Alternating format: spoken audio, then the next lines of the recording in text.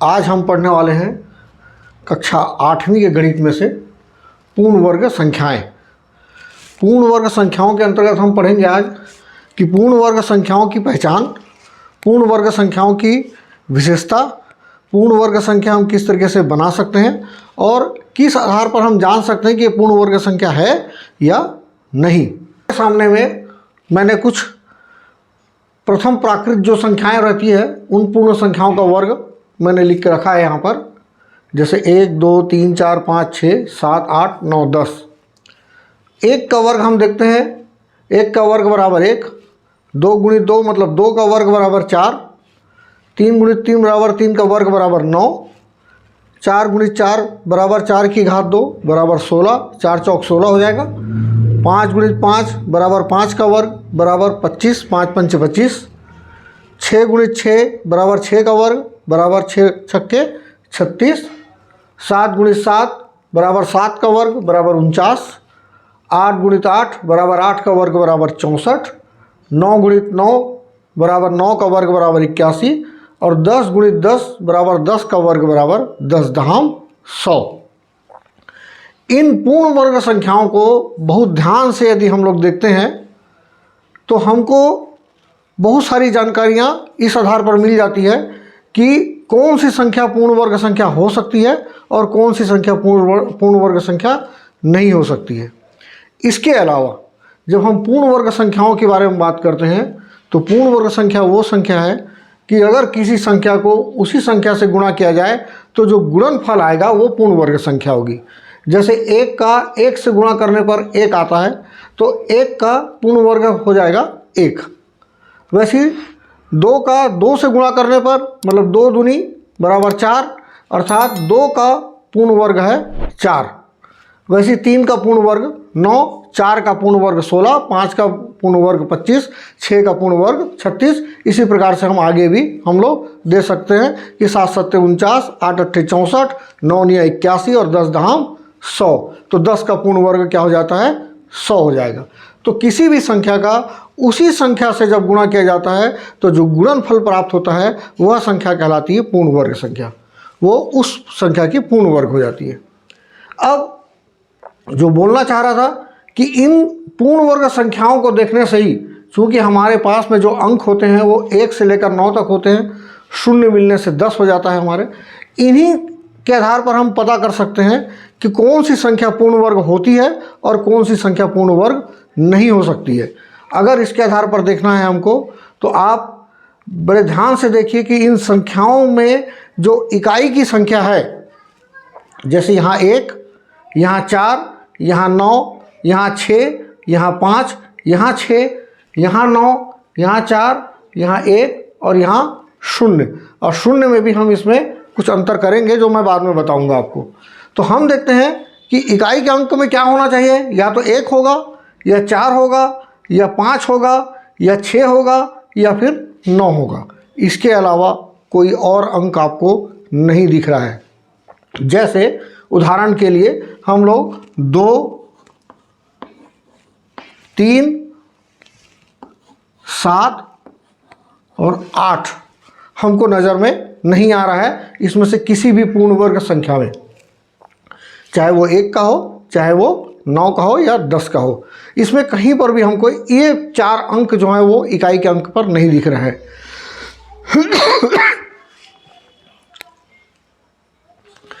इस आधार पर हम बोल सकते हैं कि जिन संख्याओं के इकाई में 2, 3, 7 और 8 होंगे वो संख्या कभी भी पूर्ण वर्ग नहीं होगी। लेकिन 1, 4, 5, 6 और 9 यदि होंगे तो वो संख्या निश्चित ही पूर्ण वर्ग होने की संभावना होगी। ये मैं नहीं बोलूँगा कि वो संख्या हमेशा पूर्ण वर्ग होगी, लेकिन इसके आधार पर हम ये पता कर सकते हैं कि वो पूर्ण वर्ग संख्या हो सकती है। पूर्ण वर्ग संख्या की पहचान सिर्फ इन्हीं के आधार पर होती है ऐसा नहीं है। इसके लिए हमको वास्तव में सबसे जो सही तरीका होता है वो है गुणनखंड विधि से उसका पूरा गुणनखंड निकाल लेना और गुणनखंड निकाल कर ये देखना कि उसके जो अभाज्य गुणनखंड है, जो समान अभाज्य गुणनखंड है, उनकी जोड़ी बन रही है या नहीं बन रही है। यदि बन रही है तो वो जो संख्या है वो पूर्ण वर्ग संख्या कहलाएगी। यदि जोड़ी उन अभाज्य गुणनखंडों की जोड़ी नहीं बन रही होगी तो वो पूर्ण वर्ग संख्या नहीं कहलाएगी। दूसरा है कि अगर पूर्ण वर्ग संख्या नहीं है तो जो पहले बताया था कि 2, 3, 7, 8 अगर ये इकाई में है तो बिल्कुल भी उम्मीद नहीं है कि ये संख्याएं पूर्ण वर्ग हो सकती है। तो इन अंकों को पहले आप देख लीजिए, अगर इन अंकों में से ये 2, 3 और 7, 8 में से कोई सा भी एक अंक है तो वह निश्चित ही वह संख्या पूर्ण वर्ग नहीं होगी।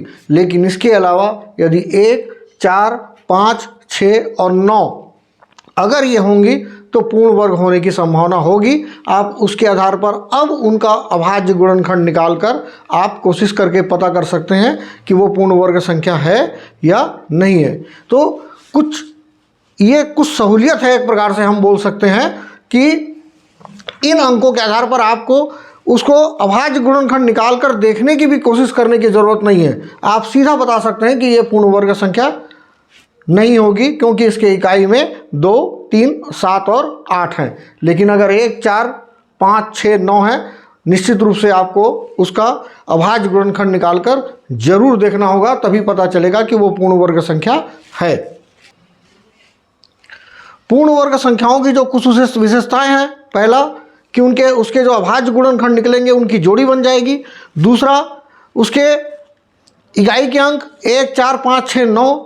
तीसरा है उसके पूर्ण वर्ग संख्याओं की कुछ विशेषताओं के में जो मुख्य विशेषताएं जो अधिकतर हम लोगों को खाली स्थान वगैरह में या सही गलत के लिए हम लोगों के प्रश्नों में आ जाती है कि सम संख्याओं के जो वर्ग होंगे वो सम संख्या होंगे और विषम संख्याओं के जो वर्ग होंगे वो हमेशा विषम संख्या होंगे, जैसा यहाँ पर हमको अभी दिख भी रहा है कि 1, 3, 5, 7 और 9 ये चूंकि विषम संख्याएं हैं तो इनके वर्ग भी विषम संख्याएं हैं। 1, 9, 25, 49 और 81 ये पूर्ण रूप से विषम संख्याएं हैं, जबकि ये विषम संख्याओं के वर्ग हैं। ऐसे ही आप देखेंगे सम संख्याएं 2, 4, 6, 8 और 10 ये सम संख्याएं हैं। इनका वर्ग देखिए, 2 का वर्ग 4 सम संख्या है, 4 का वर्ग 16 निश्चित रूप से सम संख्या है, 6 का वर्ग 36 ये भी सम संख्या है, 8 का वर्ग 64 यह भी सम संख्या है, 10 का वर्ग 100 यह भी सम संख्या है। यहाँ पर मैंने कुछ अंकों के उदाहरण दिए थे, लेकिन जब शून्य आता है, हमने इन इकाई के अंक में शून्य रहना या नहीं रहने पर अभी तक मैंने कुछ नहीं बोला था, लेकिन यहाँ पर इसकी विशेषता यह है कि ये जो शून्य होंगे ये जोड़ी में होंगे तभी आपको पूर्ण वर्ग संख्या मिलेगी, चाहे वो 2 शून्य हो, चाहे वो फिर 4 शून्य हो या फिर 6 शून्य हो। अगर 1 शून्य, 3 शून्य, 5 शून्य ऐसी स्थिति रहेगी तो वो निश्चित ही वो संख्या पूर्ण वर्ग नहीं होगी, भले इकाई में शून्य है। इस आधार पर जैसे कुछ उदाहरण है, जैसे 20, 30, 40, 50, 60, 70, 80, 90 इनमें से कोई भी पूर्ण वर्ग नहीं है, क्योंकि आप जब अंकों को देखेंगे तो सीधा 10 के वर्ग में 100 आता है, जिसमें 2 शून्य है इकाई और दहाई मिलाकर। तो ऐसी इकाई दहाई फिर सैकड़ा हज़ार की जोड़ी बनेगी और 10,000 और 1 लाख की जोड़ी बनेगी। तो आप इनको देखेंगे तो जब तक वो शून्य की जोड़ी नहीं बनेगी तो वो जो शून्य वाली संख्याएं हैं वो निश्चित ही पूर्ण वर्ग नहीं होंगी। तो ये कुछ पूर्ण वर्ग संख्याओं की विशेषताएं थी जिसको हम लोग अभी तक चर्चा कर रहे थे, और जिस आधार पर हम बोल सकते हैं कि हमको पूर्ण वर्ग संख्या के बारे में कुछ सामान्य जानकारियां जो हमको है वो मिल गई है। अब हम अभाज्य गुणनखंड विधि द्वारा पूर्ण वर्ग संख्या की पहचान करके देखते हैं। हमारे पास में मैंने यहाँ पर 2 संख्याएं लिखी है, 144 और 252। इन दोनों संख्याओं को देखने से जो मैंने इसके पहले जो विशेषता बताई थी कि आप इकाई का अंक को देखकर आप समझ सकते हैं कि कौन सी पूर्ण वर्ग है और कौन सी पूर्ण वर्ग नहीं है। जैसे 144 इकाई में 4 है, मतलब ये पूर्ण वर्ग होने की संभावना है। ये 252 है, इसके इकाई में 2 का अंक है और 2 का अंक किसी भी पूर्ण वर्ग संख्या के इकाई पर नहीं होता, तो ये भी पूर्ण वर्ग संख्या होने की संभावना बिल्कुल भी नहीं है।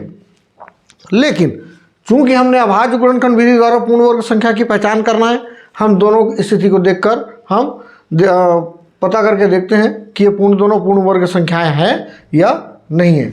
144 है हमारे पास में। कुछ चीज़ें हमको मालूम होनी चाहिए, जैसा 144 है, सम संख्या है। यहाँ पर हमको जब अभाज्य गुणनखंड निकालने की स्थिति आती तो हमेशा एक बात का ध्यान रखना चाहिए हमको कि जब भी हम गुणनखंड करने की कोशिश करते हैं तो सबसे पहले छोटी अभाज्य संख्याओं से शुरू करते हैं। तो सबसे छोटी अभाज्य संख्या हो जाती है 2, उसके बाद हो जाता है 3, उसके बाद हो जाएगा 5, उसके बाद हो जाएगा 7, और इस तरीके से हम आगे धीरे धीरे करके बढ़ते हैं। अचानक बीच में से 6 या 4 या 8 से हम लोग सीधा नहीं करना है हमको, तो हम यहाँ 2 से शुरू करेंगे। 2 सत्ते 14, 2 दूनी 4। अभी भी इकाई में 2 कहाँ है? 2 है। इसका मतलब है कि ये संख्या सम संख्या है। हम 2 से इसको अभी भी भाग दे सकते हैं। 2 तिया 6, 2 छक्के 12। अभी भी इकाई में 6 है, तो 2 एकम 2, 2 अट्ठे 16, 18, 2 के पहाड़े में आता है, 2 9 18। अब यहाँ पर आ गया है 9, और ये है विषम संख्या, तो 2 के पहाड़े में 9 नहीं आता है। 2 के बाद अगली अभाज्य संख्या जो होती है वो है 3, तो 3 के पहाड़े में 9 आता है। 3 तिया 9, हम लोग 3 तिया 9 कर लेते हैं। और चूँकि 3 बचा है, 3 अभाज्य संख्या है, किसी और के पहाड़े में नहीं आती, तो हम इसको 3 एकम 3 कर लेते हैं। इस तरीके से हम देखते हैं कि इसका पूरा गुणनखंड निकल गया है। इसको लिख कर देख लीजिए। 144 बराबर 2 गुणित 2 गुणित 2 गुणित 2 गुणित 3 गुणित 3। अगर हम इनकी जोड़ी बनाने की कोशिश करते हैं तो हमारे पास में ये तरीका है कि आप ये 2 एक जोड़ी बन गई, ये दूसरी जोड़ी बन गई, और ये तीसरी जोड़ी बन गई। मैंने पूर्ण वर्ग संख्या के अभाज्य गुणन के समय में पहले ही बताया था कि समान गुणनखंडों की जोड़ी बननी है। 2 और 2 की जोड़ी, फिर 2 और 2 की जोड़ी, और 3 की भी जोड़ी बन रही है। मतलब 2 की एक जोड़ी, 2 की एक जोड़ी और 3 की एक जोड़ी। इस प्रकार चूंकि ये पूर्ण रूप से तीनों की जोड़ी बन जा रही है, तो हम बोल सकते हैं कि 144 जो है वो पूर्ण वर्ग संख्या है। और हमने जो सब शुरू में पहचान करी थी वो भी पता चल रहा था कि इकाई में 4 है, तो इसके पूर्ण वर्ग संख्या होने की संभावना बहुत अधिक है। तो इसलिए पूरा अभाज्य गुणनखंड द्वारा एक निश्चित पहचान आप कर सकते हैं कि कोई संख्या पूर्ण वर्ग है या नहीं है। अब हम 252 हमारे पास में है, हम इसको भी इसी तरीके से, इसको तो हम पहले से जान रहे हैं कि इकाई में 2 है, मतलब ये पूर्ण वर्ग संख्या नहीं है, लेकिन फिर भी हम अभाज्य गुणनखंड विधि द्वारा हम इसको गुणनखंड निकाल कर देखते हैं और इसके गुणनखंडों की जोड़ी बनाकर देखेंगे कि वो पूर्ण वर्ग होगा या नहीं होगा। 252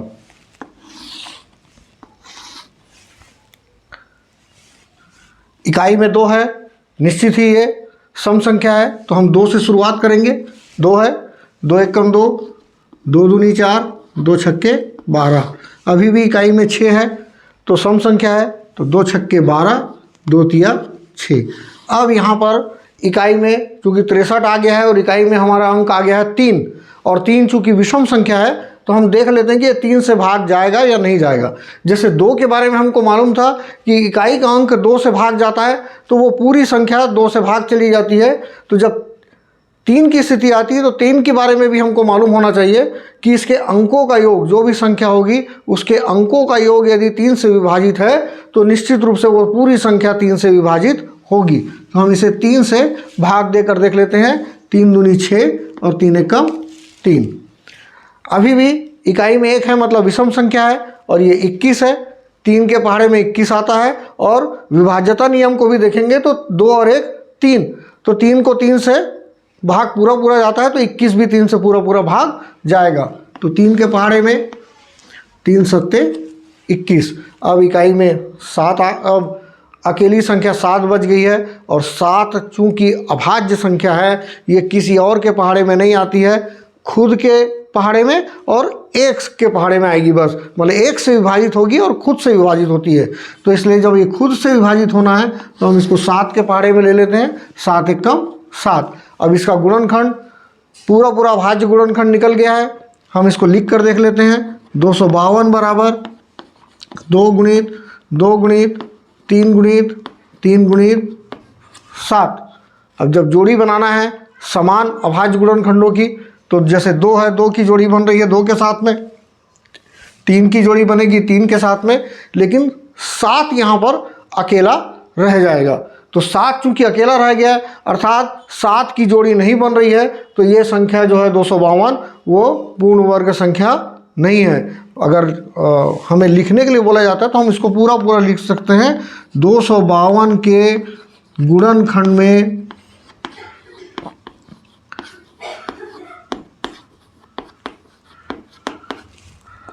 दो बार,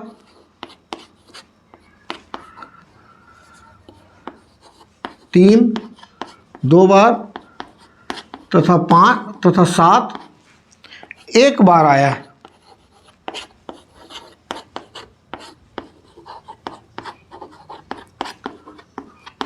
अतः 7 की जोड़ी नहीं बन रही है, अतः 7 की जोड़ी नहीं बन रही है।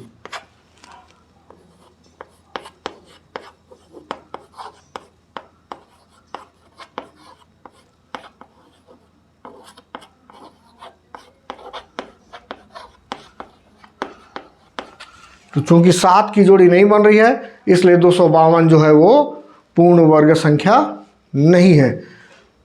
तो ये कुछ तरीके थे जिसके आधार पर हम बता सकते थे कि कोई संख्या पूर्ण वर्ग है या नहीं है। ये अभाज्य गुणनखंड विधि जो सबसे सही विधि है, जिसके आधार पर आप पता करते हैं कि अभाज्य गुणनखंड की यह संख्या पूर्ण वर्ग है या नहीं है। अब हम पूर्ण वर्ग संख्या बनाना, अर्थात अगर कोई संख्या पूर्ण वर्ग नहीं है, मतलब उसके अभाज्य गुणनखंडों की जोड़ी नहीं बन रही है, तो ऐसी संख्याओं को हम लोग पूर्ण वर्ग संख्या कैसे बना सकते हैं और किस तरीके से हम उसे पूर्ण वर्ग संख्या में बदल सकते हैं। छोटे उदाहरण से शुरू करते हैं हम लोग। जैसे हमारे पास में 12 है। 12 चूंकि पूर्ण वर्ग संख्या नहीं है, और इसे यदि हम लोग अभाज्य गुणनखंड निकालते हैं तो 2 छक्के 12 आएगा, 2 तिया 6 आएगा और 3 एकम 3 आएगा। तो 12 बराबर है 2 गुणित 2 गुणित 3, अर्थात 2 की जोड़ी बन रही है लेकिन 3 की जोड़ी नहीं बन रही है। इसका मतलब यह है कि यदि एक और 3 यहाँ पर होता तो ये निश्चित ही जोड़ी बनती, और जोड़ी बनती तो ये निश्चित संख्या पूर्ण वर्ग होती।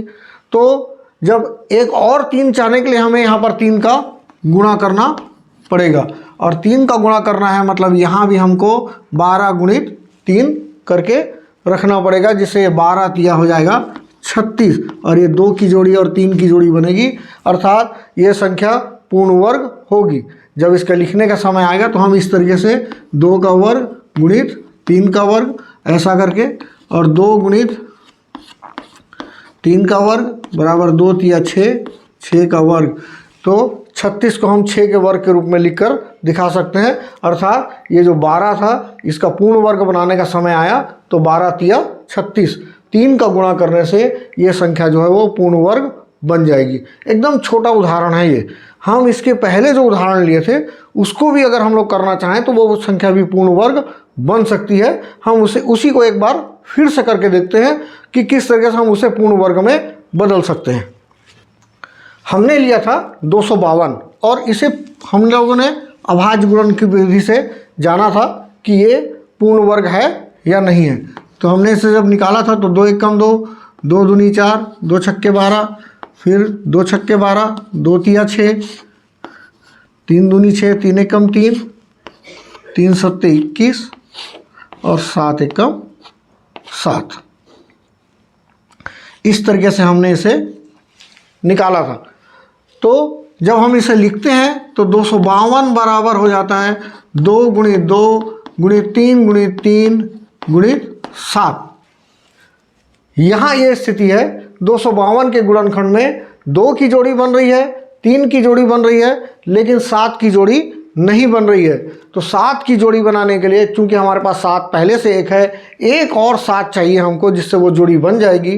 तो हम लिख सकते हैं कि चूंकि 252 के गुणनखंड में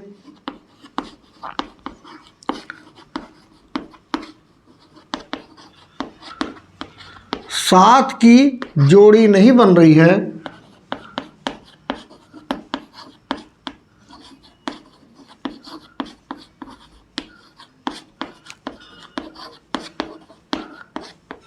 इसलिए 252 में 7 का गुणा करने पर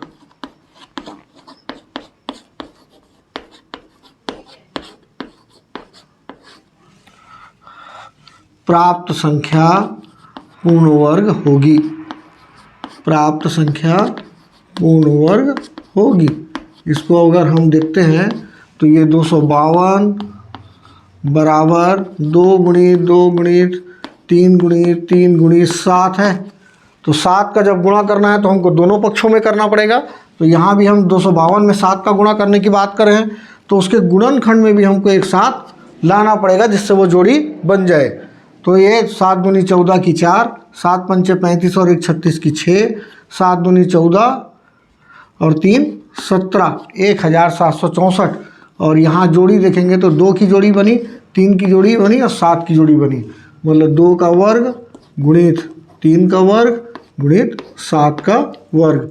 हम देखते हैं तो 2 गुणित 3 गुणित 7 का वर्ग बराबर 2 तिया 6 सत्ते 42 का वर्ग।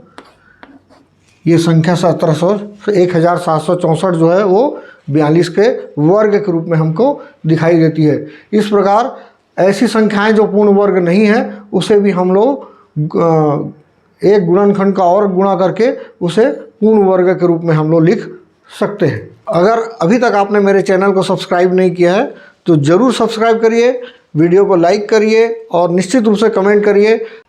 आपके कमेंट मेरे को और अच्छा करने के लिए प्रोत्साहित करेंगे, इसलिए निश्चित रूप से कमेंट करिए। यदि कुछ कमियां हैं तो उसमें सुधारने की कोशिश करूंगा, यदि आप वो कमियां मुझे दिखाएंगे। धन्यवाद। अगले वीडियो में हम लोग देखेंगे कि किस प्रकार से हम लोग एक पूर्ण वर्ग संख्या का वर्गमूल निकाल सकते हैं, दोनों ही विधियों से, गुणनखंड विधि से, अभाज्य गुणनखंड विधि से और भाग विधि से।